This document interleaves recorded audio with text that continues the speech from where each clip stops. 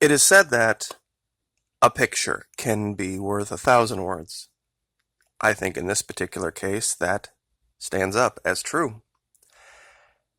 On the left, of course, we have Jair Bolsonaro, the newly inaugurated president of Brazil, and his good buddy Benjamin Bibi Netanyahu, sharing a beanie. For all of the talk of peace, all the talk of moving forward into a new year and things getting better, I want you to think critically about what it would take for you or any other human being to see a statue of yourself under glass with a weapon and reacting to it this way. Most of us would not. Most of us would probably have a circumspect attitude, perhaps one of humility, and perhaps even a little bit of embarrassment. But not this guy. And as dangerous as he is, his vice president, a lot of people don't know who this is. His name is Hamilton Mourão, and he was the military attaché to Caracas, Venezuela, during the attempted and failed coup of Hugo Chavez. Now I want you to think about that critically for a minute. This man was in the country, on the ground, and part of the group of people that attempted to overthrow the government of Venezuela, not anything other than pure factual history. He was there and part of it and failed. And I'm sure he wants round two. I've put together a map, not a comprehensive one, of course, of the players, just so you can get an idea. The US, Canada, the United Kingdom, Colombia, Brazil, Sebastian Piñera from Chile, and of course Argentina will all be part of this coming invasion. See, there's this weird window, the next 11 days, where all of these countries have their leaders for sure inaugurated and in charge, while Mr. Maduro is de facto in charge of Venezuela. Technically, he doesn't get inaugurated for another 11 days, the 12th. So that's why a few weeks ago I warned about this time, this first 10 to 11 days of 2019 being very, very dangerous. Brazil has a very interesting history, and a lot of people don't know that at one time this was their flag. They were called the United States of Brazil. And on their flag, there's a whole bunch of stars, and if you look at the significance of them, and especially the smallest one, Octanus, I think you will see a very striking correlation between that and prophecy. Many people don't think about our hemisphere. They don't think about south of our border other than Mexico. A lot of people would be surprised to find out that Brazil is only second to the United States in military power in this hemisphere. Our current Secretary of Defense, Mr. Shanahan, is an executive from Boeing, and Boeing just merged with Embraer, major military supplier of aircraft based in Brazil, and they also are opening up defense operations in Broward County, Florida this year, where they're going to be building Brazilian military, I believe it's Jeeps, some type of wheeled vehicle in Broward County, Florida.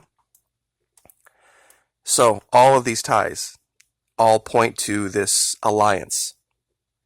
And this man has a fairly colorful history himself, and I will just leave that to you to do your own research on so that you don't have to listen to me tell you about this. I'm just going to give you the basic information, and you can go pull it up for yourself, so you don't have to tell your friends, hey, Florida Maquis said this or that or the other. You can go find it for yourself. This is from 30 October of last year, and this is Brazil Wire. And this should tell you about the state of mind of those people and what their intentions are. I'm just going to read a couple of excerpts from this article. I will, of course, link it, titled "The Threat of War with Venezuela."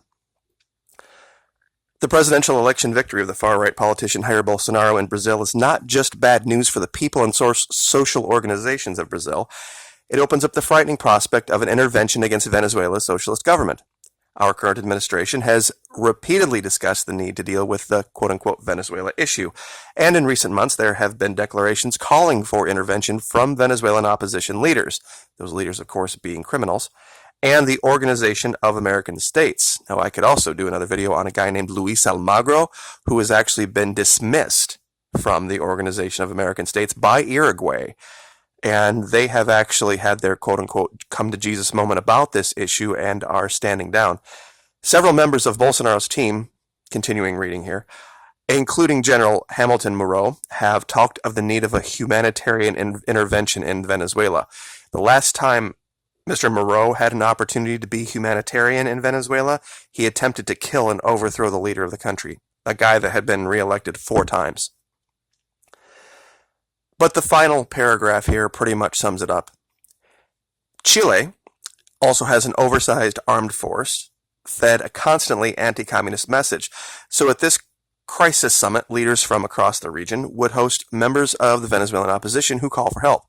They call for humanitarian intervention, and Brazil, Colombia, and Chile put in the bulk of the troops.